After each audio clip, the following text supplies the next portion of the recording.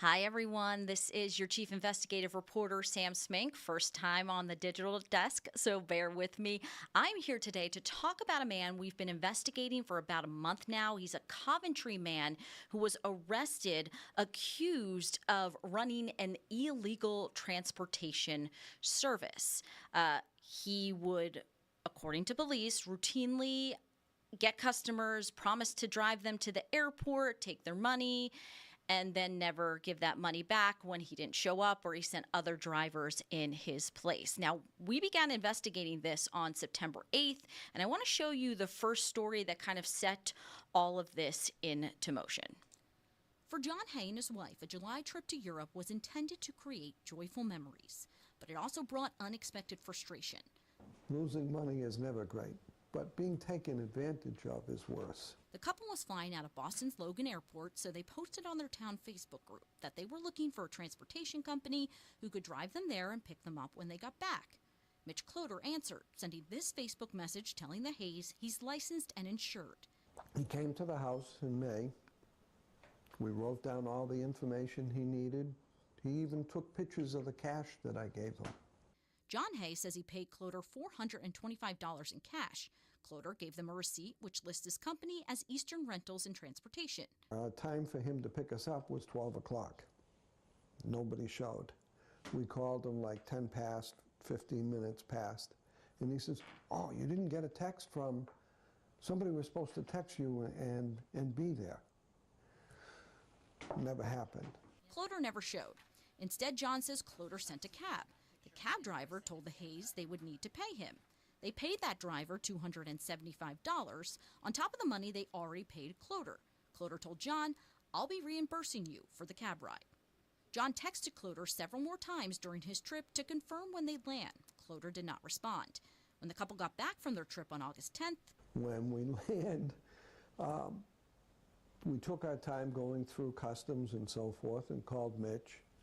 And he said, "Oh, nobody's there? Let me get back to you." And he calls back a few minutes later and says that there's a person coming, but they're going to be late. And I said, "By how much time?" He said, "Probably an hour and a half. They're stuck in traffic." the Hays told Cloder they would rent a car instead. And he said, "That's an option that you guys have, and I'll reimburse you for it." And it never happened. John and Cloder have texted several times since then, with Cloder saying he'd pay John back. We left for our trip on July 28th, and now it's in September. How long does it take him to make it right? He promises you a song and a dance. Peter Latella has a similar story. He hired Cloder in June after finding Cloder's ad on the Berlin Buzz Facebook group. We met him that day, paid him $500 cash, and he says, "You guys are all set." He sent my girlfriend a receipt. But the day of their trip, July 21st, no one was at the house at pickup time. We were going back and forth, and he goes, "Oh, I found a driver. Do you mind paying him?" And I was like, "No, I'm not paying him. I paid you up front." He goes, "Okay, I'll take care of it." 3 weeks later, when Peter and his family landed at Logan on August 11th, Cloder wasn't there again. My phone, my girl's phone goes off, and it says, "Oh, I'm so sorry, I can't come get you, and I'm going out of business." A text from Cloder to Peter's fiancée says, "I'm going to have to cancel the pickup. No longer doing this as I've been having too many issues. I need to meet with you guys for a refund ASAP." He never did bring the couple their money. I'm angry because, like I said, not only did he leave my family, he left my 82-year-old mother-in-law.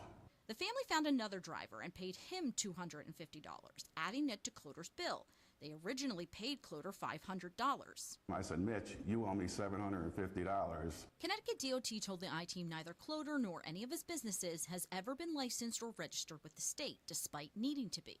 Yes, hi Mitch. This is Sam Smink from Channel 3. How are you? The I-Team spent more than 30 minutes on the phone with Cloder on 2 separate days. He did not want to be recorded. I'm trying to get your side of the story. Cloder said he did not feel comfortable talking without his attorney, but has not provided the name of one. On the phone and through text, Cloder said many of the allegations were one-sided with false information. He did not give specifics. At the same time the I-Team was looking into Mitch Cloder, so was Kristen Johnson at the BBB. Johnson says they've received 11 complaints within a month for services people say they paid for but never received. People have reported losing between $400 and over $800. The consumers I've spoken to said they had a little bit of back and forth with him where he promised to refund them, But so far, they have not seen that money, and in many cases, he's just completely ghosted them, according to these consumers. John says it's a hard lesson learned, but he wants people to know what happened. But I want this to be done and over with. I want them to pay us back the money. Peter feels the same. I want everybody to get paid from this guy. You just saw her in our story there, but I'm joined right now by Kristen Johnson from the BBB. Kristen, the BBB is really the ones that set this in motion. You put out a warning the same day we aired our story. Can you talk a little bit about the BBB's role in all of this? Yeah, it was really the consumers. We're only as good as the information we have, and those victims came forward and they filled out scam tracker reports. It's bbb.org/scam tracker, and that is where you can file a report if you think you've been scammed, or look up scammers if you think that you may be targeted by a scam. And so, beginning in July, we started to receive scam tracker reports about someone named Mitch Cloder. But we're at the Better Business Bureau. We really deal with businesses, not individuals. So at that point, there wasn't a lot I could do. However, then we started seeing Eastern Transportation and Rentals, or some version of that name of the business. And at that point, then we could start investigating it as an actual business rather than just an individual scammer. And what we found is pretty much what you reported, right? What Mr. Hayes said. We saw that over and over again. And since your report aired, we've now received 17 scam tracker reports and more than a half a dozen complaints, all of which have unfortunately not been answered by Mr. Cloder. And some people may be confused about what the BBB's role is. You don't act like a police department, but you can put out warnings so that other customers do not fall victim. That's exactly correct. A lot of people think we're a government agency. We're a nonprofit. So while we can't make an individual pay their victim back, what we can do is we can take that information, and as you said, we can alert the media, alert the public. We have a consumer email list. We send out alerts to them all of the time. But we can also work with government agencies and with investigators and share our information with them. They really have the teeth to go after people like this. And so that's what we did in this case. We had both government agencies and police departments reach out to us for our information, and we happily passed that along to them. And at that point, then it's up to them to decide whether they have a case and whether, what people are alleging is actually true or not. Through this investigation, we did learn that Mitch Cloder and anyone who's running a transportation service like this, a livery service, is supposed to be permitted, is supposed to be licensed, is supposed to be registered. And in his case, that wasn't the case. And many people might not even know that. What are some tips that people can do, or red flags they can look out for when they're trying to book a transportation service? Yeah. So first of all, you can easily look up if a business is registered and licensed with the state. So you go to the Department of Consumer Protection. You can just Google CT license lookup. You look up either the business owner or the name of the business, and you can find out if they're licensed. They also have information on the state's website about what types of industries require a license. He was also not registered with the state. And for tax purposes, most often a business does have to be registered with the state. There are always exceptions to that rule, but that's not something else you can do as the Secretary of the State's website. Oftentimes we see, say word of mouth. What have other people said? Well, in some of these cases, people had actually had successful transportation experiences with this business owner, and then at some point something shifted. But you definitely want to do your research. Go to bbb.org, look up the business, see if it's listed there. You can also do an internet search with the name of the business and the word scam. But definitely you want to do your research first, like we always say with any business, because it'll save you a lot of money and a lot of headache after the fact. And when we first began investigating this, you and I talked about the fact that a Cloder regularly asked for cash, and that can sometimes be a big red flag. You're right. Credit card is the best. It offers the best protection, even more than a debit card, because with a debit card, you're really taking from your own bank account, where with a credit card, you're taking it from the credit card company. And so you can go back to the credit card company and file a dispute and say, hey, I didn't get the goods or services that I thought I was paying for. So always use a credit card. It's really a red flag if a business will only take a peer-to-peer app. Peer-to-peer apps are meant to be used by your peers, people that you know and trust. If you've never met this person before, You shouldn't be just handing them cash, writing them a check, or using a peer-to-peer app, because those are just like cash. And they even say, Venmo will say it, PayPal will, they'll all say it on their website. We're not going to protect your money if you get scammed. I mean, they're saying it. So just be mindful. It's like giving someone cash, and once it's gone, it's gone. And some people, what really helped them, at least when they were coming to the BBB and they were coming to police, is that they demanded a receipt. I spoke to multiple people that said, at first they just paid the cash and that was it. They just had the text messages with Cloder, but they actually demanded receipts. Yeah, that's so important. You want that proof of purchase, right? Whether it's something you buy online, or in this case, a service, you want that proof of purchase so you can go back, whether it's to the authorities or whether it's to your credit card company, and say, hey, I've been duped. I'd like my money back, or I'd like you to go after this person. So yes, very important for sure.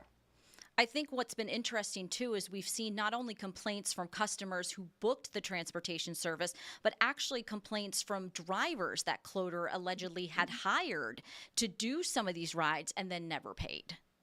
That's right. We've seen, like I said, we've seen an uptick since your story of scam tracker reports, and at least one of those was from a driver who said that he was never paid. And I think that that's another angle to the story, is the victims were not just the people alleging that they were either stranded at the airport or canceled on at the last minute, but these other drivers who were hired to pick them up. And in some cases they did fulfill that promise, and they picked these people up, but then they never got paid themselves.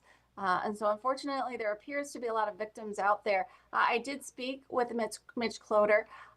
He said that he was working to make things right. He was working to pay people back, and he had paid almost everyone back. And I said, well, what does that mean, almost everyone? And he said, I only have about 4 or 5 left to pay back.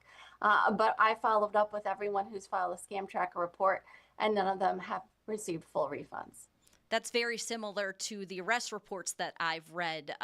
Police say that when they did contact Cloder, he said he was in the process of paying people back. And in some cases, the police did give him a few weeks to make things right.